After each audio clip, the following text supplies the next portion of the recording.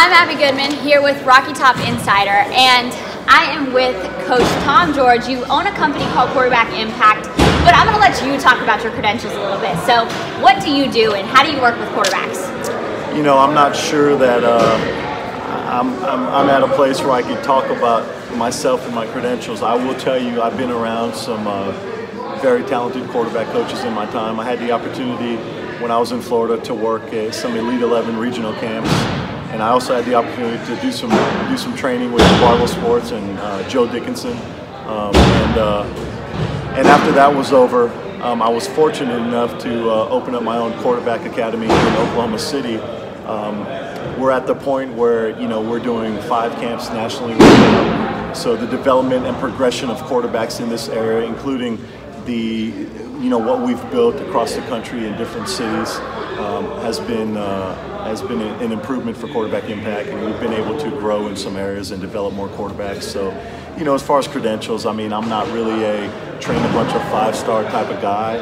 I want to develop quarterbacks regardless of age, regardless of how many stars they got, just guys that can improve. I think I know the game, and I've learned, I've had the opportunity to learn from a lot of really good guys, and I'm at the stage where I always want to learn. So I'm humble about where I'm at and my credentials, but I think I'm qualified to understand and understand the quarterback position a little bit. Well, thank you so much, because I've had the opportunity to work with you now for a few of your camps working for College Bound Athletics. So I want to talk about the state of Tennessee's quarterback system right now and how everything's going with that. What is your opinion on Jarrett Guarantano, their starting quarterback? Well, you know, it's funny you say that. It's pretty unique, actually, and I had the opportunity to see him when he was a senior in high school. I think it was in between his junior and senior year. My son, Brandon, was a freshman at the time, and I think he was a senior. And they went to a camp in Atlanta together. And I had the opportunity to see him train and work with some pretty good QB coaches. And I'll be honest with you, I thought he was very talented as a high school junior going into his senior year. I think they do good things with quarterbacks up in the Northeast, and so I think he was a kid that came from a very successful program up in the Northeast. I thought he was very talented for where he was as a high school quarterback, I've always liked the young man. I feel like he could be further along than he is, but I don't mean that for him. I just am not sure how much development he's getting at the University of Tennessee. I'm not throwing darts or I'm not taking shots at anybody. When he was in high school, he was a super talented kid. He was a super talented kid with tremendous upside, I think he's got tons of room to grow. I just think he needed to develop a little bit better than he did. Yeah, exactly. I think that, that's something that I've said in our live shows that we do a lot of times, is that I think he is a good quarterback. I think he has very good potential. I just think he's really underdeveloped for him to be a redshirt sophomore right now. But going off of that, I want to know, in your opinion, what is the best thing that you think he does or that you've seen him do? Well, here's the thing, right? I think he's a talented young man. He spins the ball very well. The ball comes off his hands good. He's got a great arm angle. I mean, at the end of the day, I think he moves well in the pocket. I think quarterbacks in college in general can work on identifying coverages and seeing the field and understanding tempo of the offense. When I talk about him, I want to be clear now. I'm also a coach, so I understand that unless I'm with a kid at every practice and at every game, it's really not my place to make a decision or a judgment on a kid. All I can do is look at game film and then look at where I saw him a couple years ago. So, having said that, I'm sure the University of Tennessee does a good job trying to develop their guys. I just know that when I saw him years ago, he was super talented, and I still think he is. I just think he should be further ahead than he is. Yeah, absolutely. So speaking on kind of evaluating these players, what was your initial evaluation that you got off of him, watching him play? What was your initial instinct reaction as a coach? Yeah, I mean, he's got a good frame. The ball comes off his hand nice. He throws it downfield well. I think, everybody throws deep balls, so, he throws a great deep ball, but that's not really what stands out. I think what stands out is he moves in the pocket, slides up and down pretty well. He's able to use his vision, and I think, he's able to make big throws. I think the first time I saw him at that camp, I think he had a nice 16-yard comeback throw, which is a big college throw. So like I said, I think the kid's got tons of talent. I just can't wait for it to explode and for it to come out. So watching him, like you said, you got to watch him back in high school. What do you think has been the biggest improvement that he's made so far now that he's a redshirt sophomore? I don't know. To be totally honest with you, I don't know, because I thought he was super talented then. And I haven't watched a ton of Tennessee film, so I don't want to be critical. And not to mention, watching college games on TV versus evaluating film is a totally different animal. However,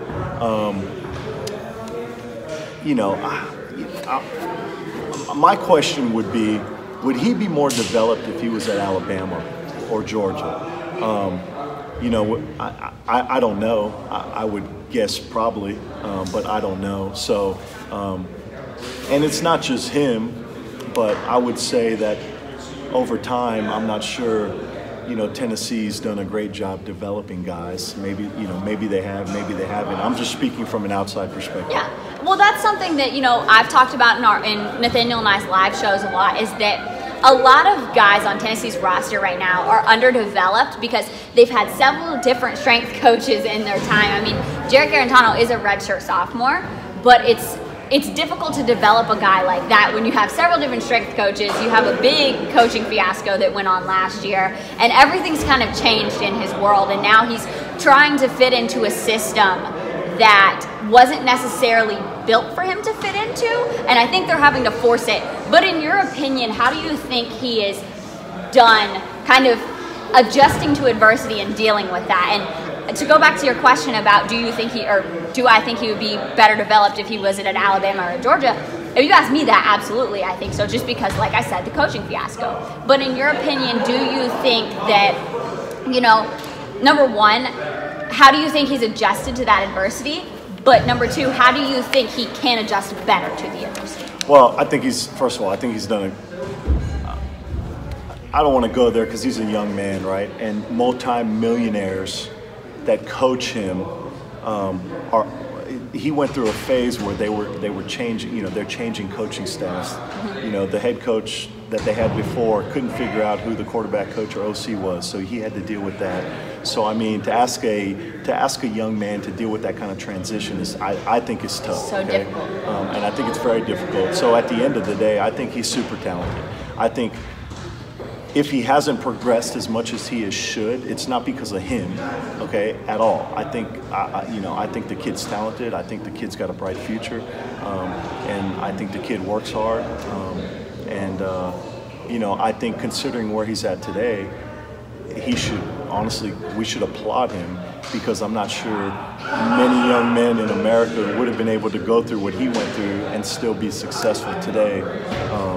Because I've seen a lot of guys fold in situations like that where he's been able to deal with the adversity. So at the end of the day, I would say that the Tennessee quarterback situation aren't on the quarterbacks at Tennessee. It's bigger than that. Yeah, absolutely. And that was kind of one thing. So I do a RTI Premium podcast, and it's on recruiting. And Nathaniel and I made a joke about how the transfer rate of quarterbacks is kind of right there on par with the divorce rate in the U.S. And it was only funny because of the fact that most guys you would think would be in his position would have transferred or would have left or would have tried to find a different route. But he's a guy that you have seen, and he said it after I can't remember what game it was honestly right now, but he said it after a game like 2 weeks ago, and he was like, "This is why I came to Tennessee." And he's kind of helped continue to build that culture at Tennessee and try to build it back to what it was. And I agree with you completely. I think that you were spot on. If you were to give, one overall eval right now of the quarterback situation at Tennessee, what would it be? Well, you know, That's such a tough one. You know, it is, and like I said, I don't know, because I don't know a lot of the guys that are there. You know, I know Chris transferred in, of course, from I think Stanford, right? Yes. So, you know, I don't know why he transferred from Stanford. I think Stanford's a fantastic place, other than the fact that they're starting a young kid over him. But you know, I'm not sure I've ever been comfortable with the as a fan now. Okay, I don't think I've ever been comfortable with the quarterback room at Tennessee. So, but I'll be honest with you, there's a lot of Power 5 schools that miss. Tennessee's not the only one. I mean, there's in the top 6 teams in the playoff hunt right now. There's a couple big time Power 5 schools, big time, that are living off of transfers that haven't done anything with quarterbacks. So, and I hate to be the elephant in the room, but the elephant in the room is the University of Oklahoma. I mean, they're where they are today because of transfers, not because of quarterback development. I mean, the last guy they developed was Sam Bradford. So, you know, Baker Mayfield was a transfer. Kyler Murray's a transfer. So, other than a couple schools, I'm not sure how many quarterback rooms are talented based on getting guys and developing them. Yeah. You know, I think a lot of colleges miss, and I think they use the transfer rule in JUCOs to clean up their mess, to be honest with you. How important do you think transfers are to programs? I mean, we've kind of discussed it a little bit that, you know, could Tennessee take a transfer? Should they take a transfer? How important do you think taking a transfer is, or starting out a guy as a freshman and developing him? I think you need to build an organizational program on young guys that you can develop into your system. However, you cannot do that if your system changes every year and your head coach is always on the chopping block, right? So that's hard to explain at Tennessee because they haven't been consistent with the coaching. You know, you talk about the quarterback room, let's talk about the coach's office, right? Yeah. If you can't, you know, it starts from the top. If the coach's office can't get cleaned up, then you can't clean up any position room, right? So, however, if you're asking me that, I would say you always have to I think you need to build a quarterback room with talent that you've recruited, that you're developing. But I also think that you have to bring in 1 or 2 JUCO type transfers. I'm not saying D1 to D1 now, I'm talking JUCO type transfers, because you're talking about guys that have dealt with some adversity, that are a little bit older, that are playing Division I level type ball, that are going to come in and compete right away. So, number one, it's going to add more competition to your quarterback room and a little bit more experience. Yeah, JUCO transfers are honestly huge in the fact that they get that opportunity to play with those bigger guys and kind of, you know, have the opportunity to really face adversity. And JUCO is life in the trenches, if you ask me. I want to thank you so much for doing this interview with me, and I love what you do at Quarterback Impact, and I want to thank you for allowing me to come and work with you all. So, from Rocky Top Insider, I'm Aby Goodman. Thank you, guys.